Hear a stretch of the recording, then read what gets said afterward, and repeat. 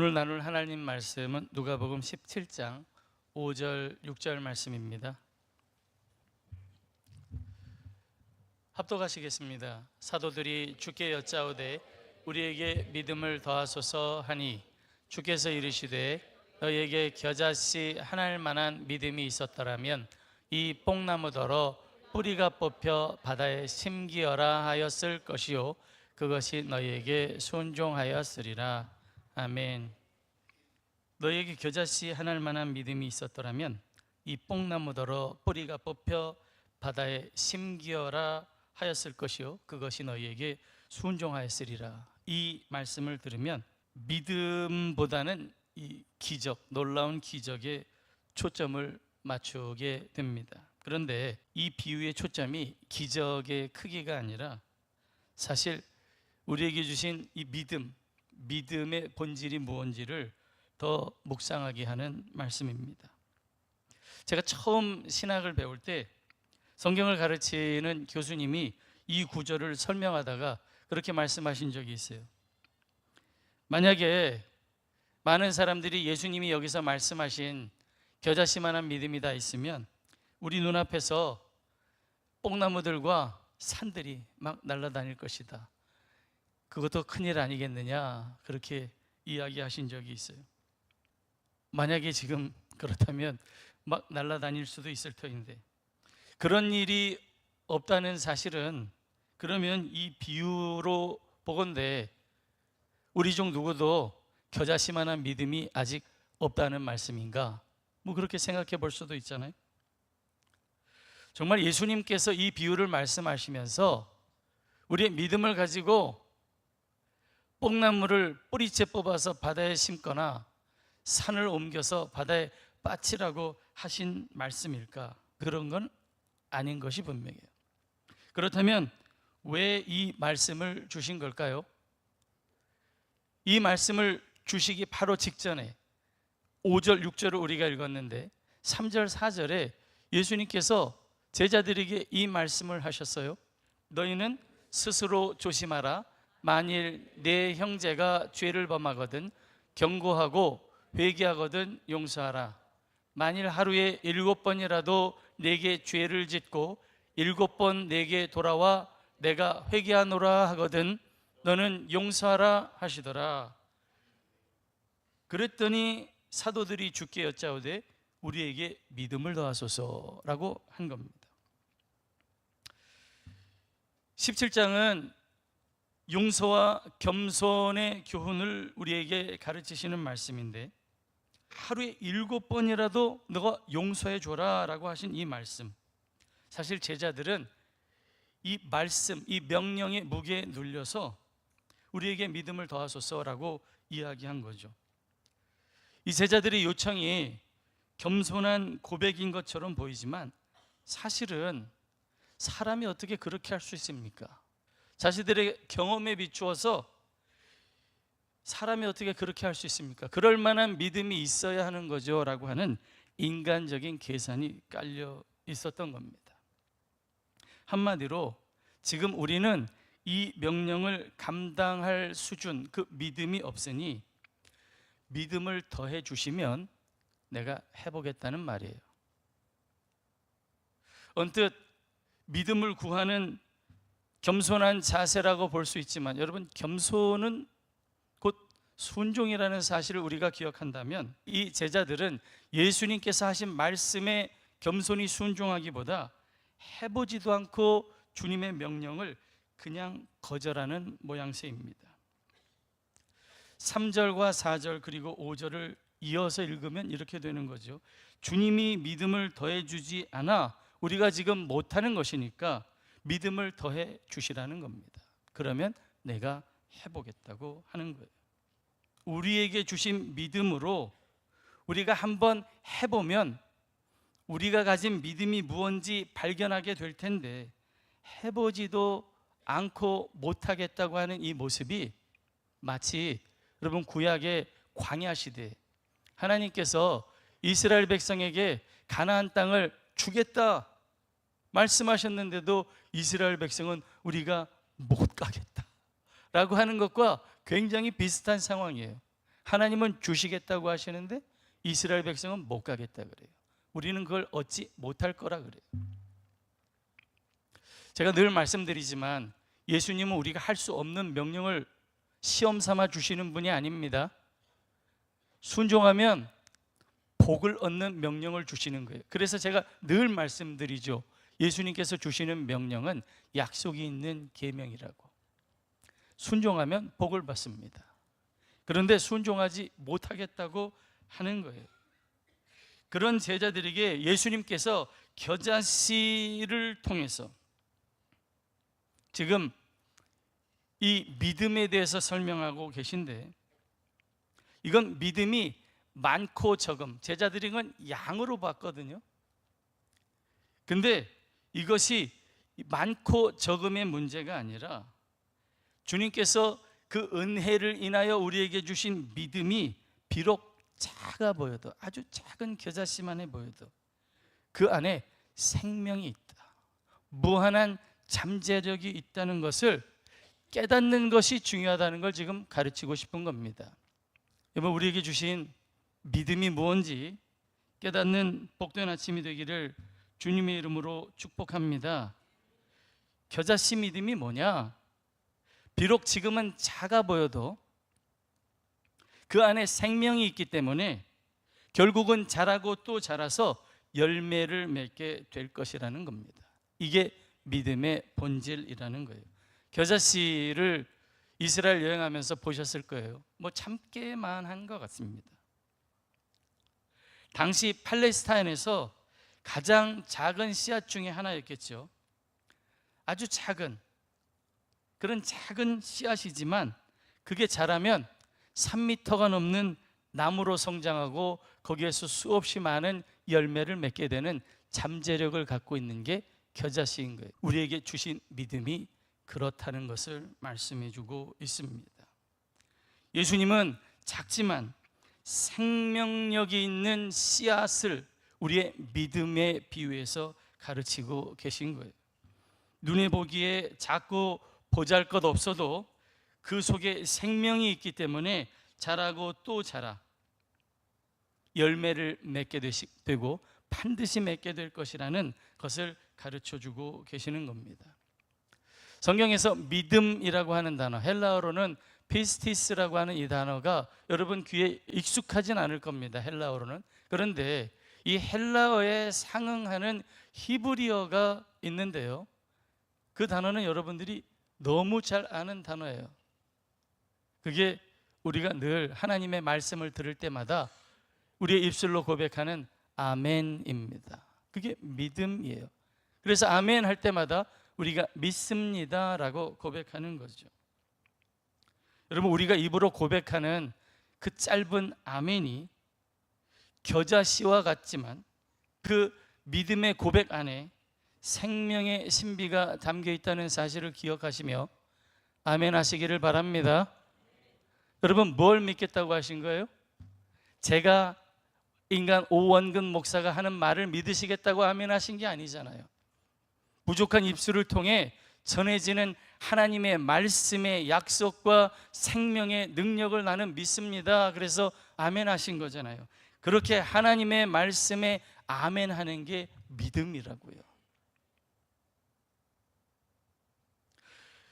이 믿음이라고 하는 단어는 어떤 정보나 그 정보를 통해서 얻는 신념을 저장한다는 뜻이 아닙니다. 믿음은 저장하는 게 아니에요. 믿음은 관계입니다. 내가 하나님과 함께 동행하듯 하나님의 말씀에 반응하며 사는 전인격적인 관계, 이게 믿음이라고 이야기하는 겁니다.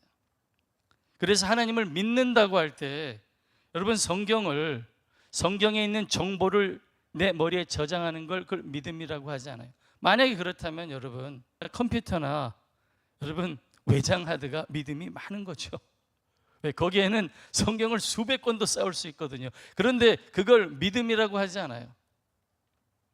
믿음이라고 하는 건 살아 숨쉬며 변치 않는 하나님의 말씀을 붙들고 살려고 하는 그 태도, 그 의지, 그게 우리가 흔히 말하는 믿음이라고 하는 겁니다.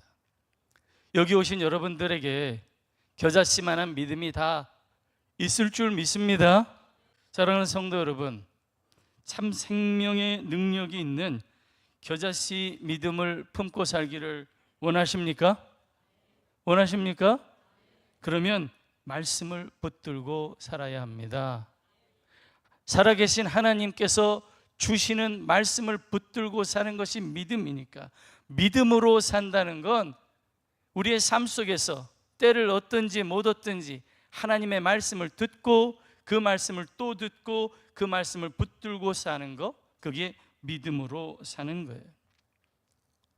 성경에 보면 들으려고 하지 않는, 순종하려고 하지 않는 이스라엘 백성들을 향해 하나님이 내가 종일 내 손을 벌렸다라고 말씀합니다.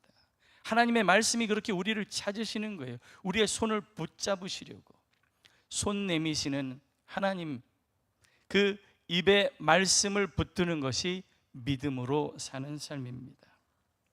그래서 참 믿음, 여기에서 말하는 겨자씨 믿음은 들음에서 난다, 그렇게 이야기할 수 있어요. 로마서 10장 17절 말씀 같이 읽겠습니다. 그러므로 믿음은 들음에서 나며 들음은 그리스도의 말씀으로 말미암았느니라. 여러분, 무엇을 듣든지 듣는 것에 영향을 받습니다. 우리가 잘못된 걸 들으면 잘못된 믿음을 갖는 거예요.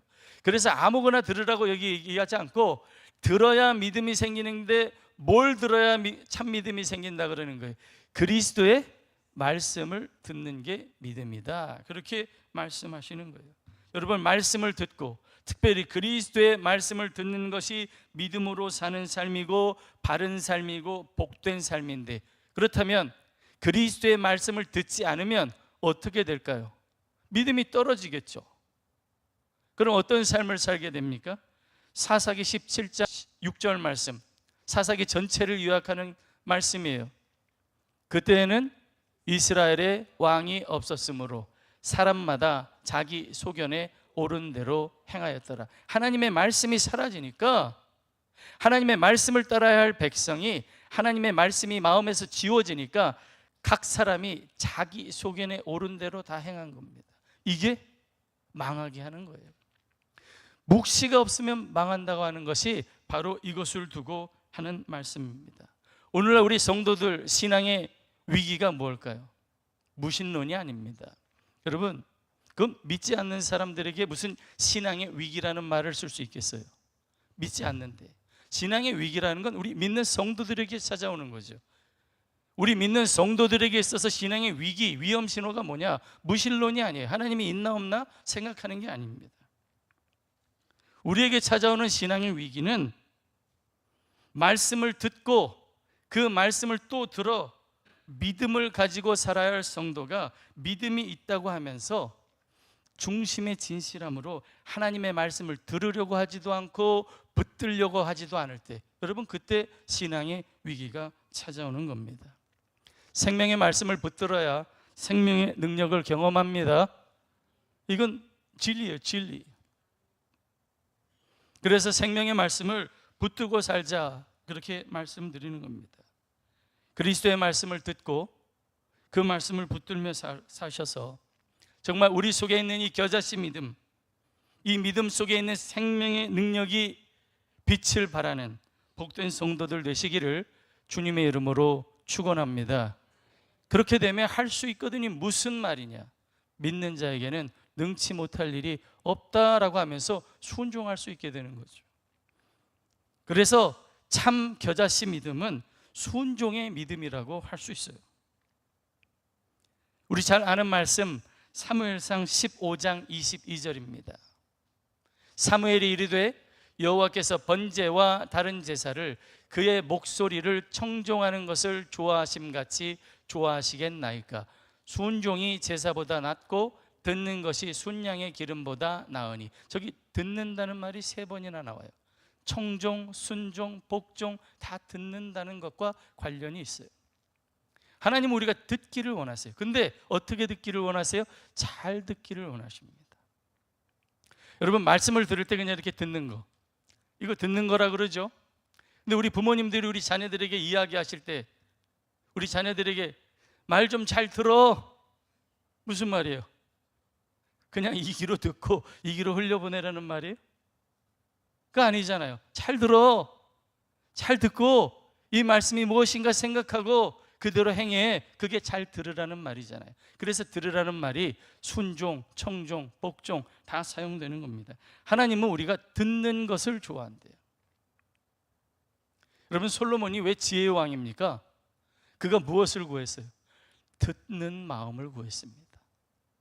여러분, 우리 마음속에 듣는 마음이 있게 되기를 주님의 이름으로 축복합니다. 그 믿음이 우리를 살리는 믿음이니까, 그 믿음이 생명의 능력을 경험하게 하는 믿음이니까. 그래서 예수님께서 믿고 순종하는 것을 강조하시려고 이 겨자씨 믿음을 이야기하는 거예요. 내게 겨자씨만한 믿음만 있었더라면 라고 하면서 순종하였으리라, 그렇게 말씀하는 겁니다. 참 믿음은 순종합니다. 이건 믿음이 있다면 순종하라는 말씀이에요. 성경에서 그래서 순종하지 않은 믿음을 극단적으로 죽은 믿음이다, 그렇게 말씀하기도 하는 겁니다.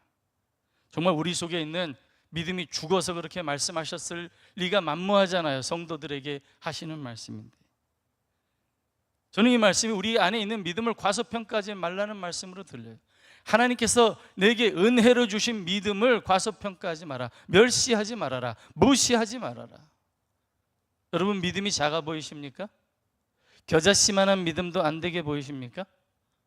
그리스도께서 대속의 은혜를 통해 우리에게 주신 믿음엔 생명이 있습니다. 어떤 생명이요? 예수 그리스도의 생명의 능력이 그 안에 담겨 있다고요. 그러니까 순종할 수 있는 믿음이 그 안에 있다는 사실을 우리에게 가르치시는 겁니다. 왜요? 순종하면 복을 받으니까. 형통한 삶을 살기 원하는 성도들, 여호수아 1장 8절 말씀을 함께 읽겠습니다. 이 율법책을 내 입에서 떠나지 말게 하며 주야로 그것을 묵상하여 그 안에 기록된 대로 다 지켜 행하라. 그리하면 내 길이 평탄하게 될 것이며 내가 형통하리라. 멋진 부모님들 되시기를 바랍니다. 자녀들에게 평탄하고 형통한 삶을 바라는 부모님들, 이렇게 말씀하세요. 이 율법책을 내 입에서 떠나지 말게 하며 주야로 그것을 묵상하여 그 안에 기록된 대로 다 지켜 행하라. 믿음은 머리로 아는 것이 아니라, 거기에 머무는 것이 아니라 듣고 행하는 삶으로 이어지는 것이 참 믿음이라는 걸 예수님께서 말씀하십니다. 하나님의 말씀을 듣고 순종할 때 비록 우리 안에 있는 믿음이 겨자씨만큼 작아 보일지라도 그 안에서 무한한 생명의 능력을 경험하게 될 줄 믿습니다. 그런데 그 능력을 경험한 후에도 어떠해야 한다고 말씀하세요? 우리는 6절까지 읽었는데 7절 이하에 예수님께서 종의 비유를 얘기하세요.